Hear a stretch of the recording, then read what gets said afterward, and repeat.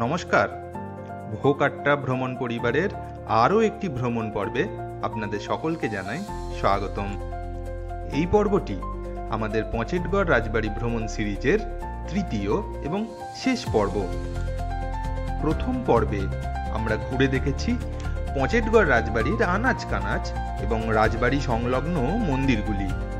দ্বিতীয় পর্বে পঁচেটগড় রাজবাড়ি থেকে আমরা ঘুরতে গেছিলাম কুড়ুমবেড়া ফোর্ট ও মোগলমারি বৌদ্ধ বিহারে। আজ তৃতীয় পর্বে আমরা বিদায় জানাবো পঁচেটগড় রাজবাড়িকে এবং ফিরে যাব কলকাতায়। আর ফিরতি পথে দেখে নেব সবংয়ের মাদুর কাঠি শিল্প।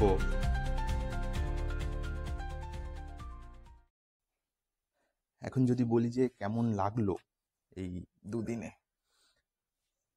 আসলে আপনারা যদি বাওয়ালি রাজবাড়ি গিয়ে থাকেন, সেখানে যেরকম একটা গ্র্যান্ডার আছে সেটা হয়তো এখানে নেই। এখানে একটা গ্রাম্য পরিবেশে, একটা জমিদার বাড়িতে, শান্ত পরিবেশে, নির্মল পরিবেশে বলি, এবং গ্রাম্য মানুষদের আতিথেয়তায় সত্যি দুদিন আমাদের খুব ভালো কেটেছে। ভালো খাওয়ার দাওয়াদের তো যখনই যা দরকার হয়েছে সবসময় ডাকলেই পাওয়া গেছে, এরকম একটা বিষয়। তো আপনারা অবশ্যই এখানে এসে একবার ঘুরে যাবেন। আর আমরা একটু আমাদের সম্বন্ধে বলি। আমরা হচ্ছি ভোকাট্টা ভ্রমণ পরিবার।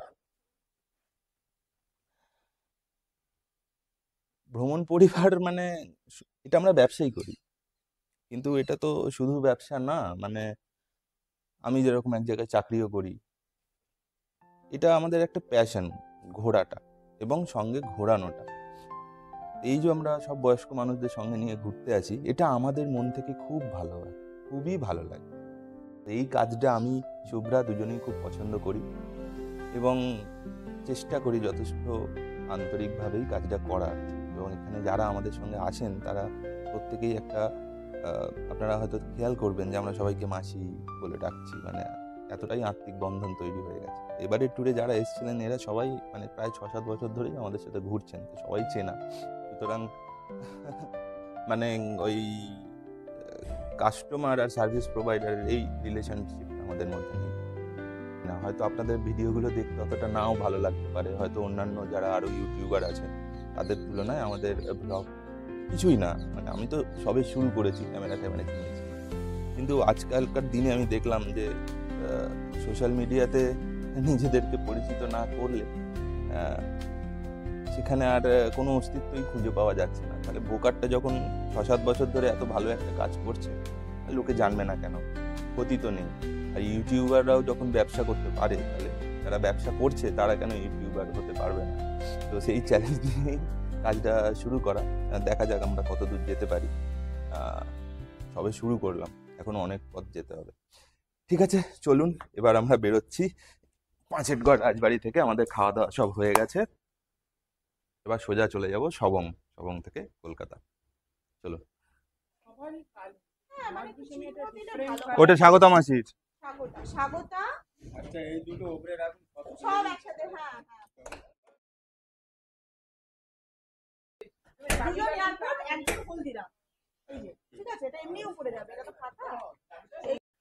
তো এখন বাজে 10টা, আমরা এখান থেকে রওনা হচ্ছি।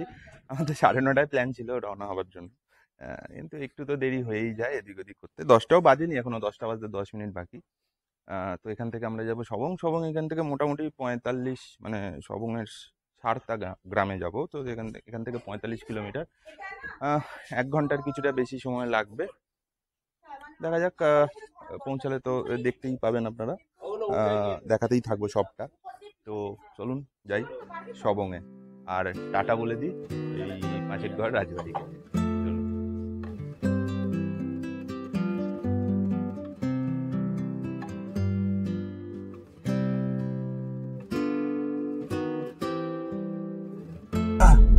আমরা তো রওনা দিয়ে দিয়েছি, প্রায়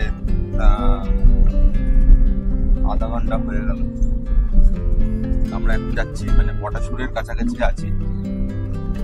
পটাশপুর থেকে আমরা যাব চাঁদপুরি থেকে ওই যেখানে যাবো আমরা সারদা, সবংয়ের সারদা গ্রাম, সেই চাঁদপুরি থেকে ঢুকতে হবে। আমরা গ্রামের একজনকে ফোন করেছিলাম, মানে যার ওয়ার্কশপে আমরা যাব দেখতে। তিনি আছেন ওখানে, বললেন আমরা, তিনি যেভাবে গাইড করছেন আমরা সেভাবেই গাড়ি নিয়ে যাচ্ছি।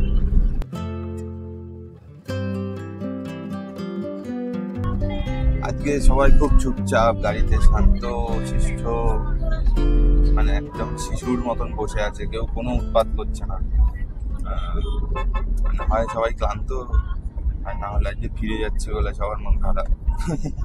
আসলে সত্যি এই সংসারে যে কি বলবো, মানে এত চাপ সবার জীবনে, সেটা আমাদের জীবনেও আর অবসরপ্রাপ্তদের জীবনেও অনেক রকম চাপ। তো সেই সব চাপ কাটিয়ে যখন সব ঘুরতে আসে, 2 দিন হাসি মজায় কেটে যায় এত তাড়াতাড়ি। মানে কিভাবে 2 দিন কোথা দিয়ে বেরিয়ে চলে গেল, মানে আমরা বুঝতেও পারলাম না। আজকে আবার সেই সংসারে ঢোকা, সেই সংসারে ফিরে যাওয়া, নিত্যদিনের সংসারে। সামনের রাস্তাটা তো একদম অসাধারণ।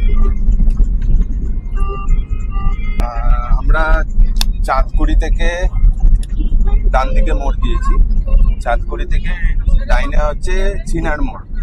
তো সেই চিনার মোড়ের দিকে মানে আগে সারদা পড়বে, তারপরে চিনার মোড় পড়বে। তো আমি যার কাছে যাচ্ছি তাকে ফোন করলাম যে দাদা কোথায় আসবো, কোনো ল্যান্ডমার্ক আছে কিনা। তো ল্যান্ডমার্ক হচ্ছে সারদা হাই স্কুল। ও দাদা, সারদা হাই স্কুল কোথায়? সার এইদিকে এই রাস্তা নেই? ঠিক আছে চলো।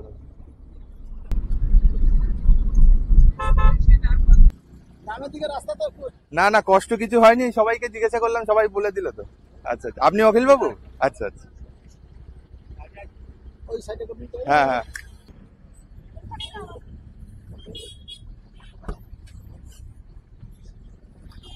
গাড়িটা এখানে একটু সাইড করে রেখে দেওয়া, বুঝলে? আসো মাসি, নাও আসতে।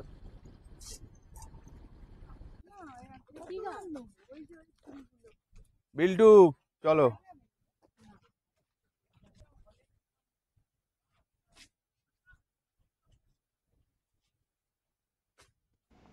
পথের পাশে ধানের ক্ষেতে চলছে ধান কাটা।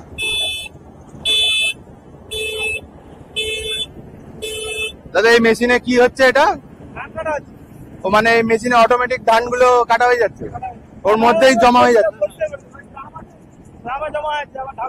ওরে বা, দারুণ। তো একদিনেই সারা মাঠের কাটা হয়ে যাবে মনে হচ্ছে। আচ্ছা, বৃষ্টি হলে তো, হ্যাঁ হ্যাঁ, আচ্ছা আচ্ছা আচ্ছা আচ্ছা আচ্ছা, মানে শুকনো হতে হবে আর কি। বাহ, দেখুন আগে ধান ঝাড়াই মারাই করতে কত সময় লাগতো, ধান কাটা থেকে শুরু করে ধান ঝাড়াই, আর এখন একটা গাড়িতেই সব ব্যবস্থা হয়ে গেছে।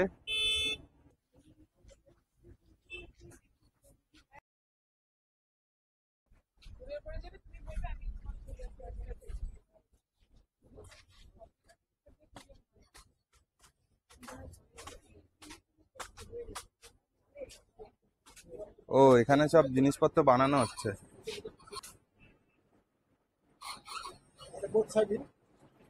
ও মানে এটা কি মাদুর?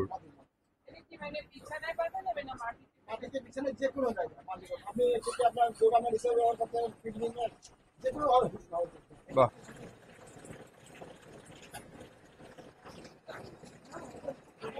এখানে মানে পুরো কারখানাই রয়েছে, আপনারা দেখতে পাচ্ছেন।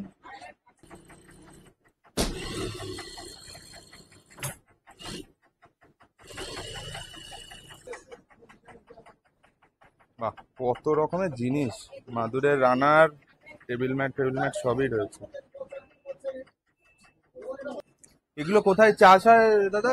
সবঙ্গেই তো চাষ হয় না মাদুর কাঠে? হ্যাঁ, এর তো নিচু এলাকাগুলো যেগুলো জল জমে যায়, হ্যাঁ ওইগুলোতে সেখানে নিচে কোল্ড টেবিল দিতে পারতো, বুঝতে পারছো? ওখানে গিয়ে আমরা দেখতে পারবো কোথায় চাষ হচ্ছে না হচ্ছে। ও হাঁটু জল না এখানে তো, মানে এখানে সব সরকার থেকে পুরস্কার প্রাপ্ত শিল্পীরাও তো আছেন মনে হয় না? হ্যাঁ হ্যাঁ, আমি পুরস্কার পাবো। ও আপনিও পুরস্কার প্রাপ্ত? বাহ, মানে এটি কি মানে আমাদের পশ্চিমবঙ্গ সরকার থেকে দিয়েছে না ভারত সরকার থেকে? আমরা এটা পশ্চিমবঙ্গ সরকার। পশ্চিমবঙ্গ সরকার। ভারত সরকার প্রতিবার দিয়েছে, ন্যাশনাল লেভেলের জন্য কম্পিটিশন আছে। আচ্ছা আচ্ছা, পাবেন অবশ্যই পাবেন। আমি শুধু ইন্ডিয়া নয়, ইন্ডিয়ার বাইরেও বিভিন্ন কান্ট্রি গিয়েছি তাই মানে এই মাদুর নিয়ে এই মাদুর নিয়ে। কোথায় কোথায়? আমি চায়না গেছি দুবার, সাউথ কোরিয়া গিয়েছি, নরওয়ে গিয়েছি। ওরে বাবা দারুণ। আমি নরওয়ে একটা স্কুলে দেখেছিলাম, ওখানে প্রায় 5,000 স্টুডেন্ট, একদম ছোট থেকে বড় পর্যন্ত। হ্যাঁ, আমি ট্রেনিংয়ে গিয়েছিলাম, ওখানে দেখালাম। মানে এই হাতের কাজ আপনারা ওখানে ডেমনস্ট্রেট করেছেন। দারুণ। দেখুন এখানে মাসিরা যে যার পছন্দ মতন রঙের সব কিনেছেন এবং সেগুলো ফিনিশ করে সঙ্গে সঙ্গে দেওয়া হচ্ছে, মানে একেবারে কাস্টমাইজ প্রোডাক্টও আপনারা এখানে পেয়ে যাচ্ছেন। আমরা যেখানে এসেছি আপনাদের একটা জিনিস দেখাই, এই মাদুরটা দেখুন, এই একটা মাদুর, মানে এটা পুরো কাপড়ের মতন, এটা পুরো কাপড়ের মতন অদ্ভুত, মানে এত সূক্ষ্ম কাজের মাদুর আমি কোনোদিন দেখিনি। এবং এইটার কত দাম হতে পারে বলুন তো? এই এক পিস মাদুরের 2 লক্ষ টাকা পর্যন্ত দাম হতে পারে, 2 লক্ষ টাকা। এবং এটা একমাত্র এনারাই পারেন এই সবংয়ের, মানে এটা পুরো কাপড়ের মতন, এত ফাইন, এটা পুরো কাপড়ের মতন। এই যে দেখুন আমি পুরো ভাঁজ করে ফেললাম, পুরো কাপড়ের মতন। এবং খুব আপনারা ভিডিওতে কতটা বুঝতে পারছেন না, আমি হাতে নিয়ে যেটা দেখছি মানে একদম কাপড় যেরকম হয় পুরো সেরকম একটা ফিলিং হচ্ছে একদম, মানে মসলিনের যেরকম কাপড় হতো এটা মনে হয় মসলিনের মাদুর। কি সুন্দর দেখুন। এবং এখানে এই যে এটা ওনারা বিক্রির জন্য রাখেননি, এমনি মানে জাস্ট ফর শো। খুব সুন্দর, খুব সুন্দর। এই দেখুন এখানে কেমন মাদুর বোনা হচ্ছে।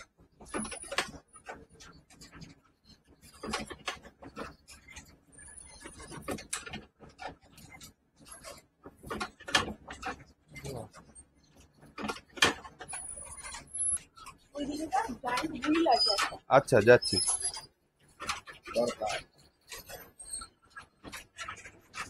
এখানে সব ডাই করে রাখা, ওইটা আবার অন্য ডিজাইন।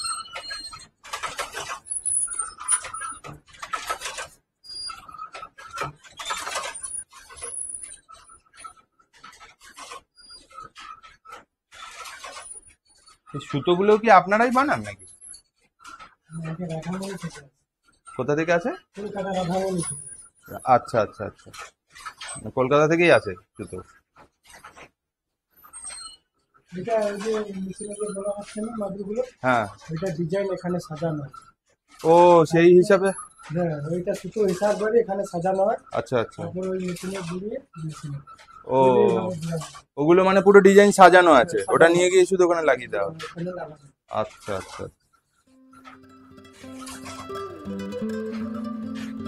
পশ্চিম মেদিনীপুর জেলার শান্ত এবং নিরিবিলি গ্রাম সবং, যেখানে মাটির গন্ধে মিশে আছে বাংলার লোকশিল্পের এক অমূল্য নিদর্শন মাদুর কাঠি শিল্প। সবংয়ের প্রচুর মানুষ আজ এই মাদুর কাঠির কাজের মাধ্যমে স্বনির্ভর হয়ে উঠেছেন। তাদের পরিশ্রম, ধৈর্য আর সৃজনশীলতায় বেঁচে আছে বাংলার এই ঐতিহ্য। আজকের দিনে এই মাদুর কাঠি শুধু শোবার ঘরে নয়, bag, table mat, file cover থেকে শুরু করে নানা সাজসজ্জার সামগ্রীতেও জায়গা করে নিয়েছে।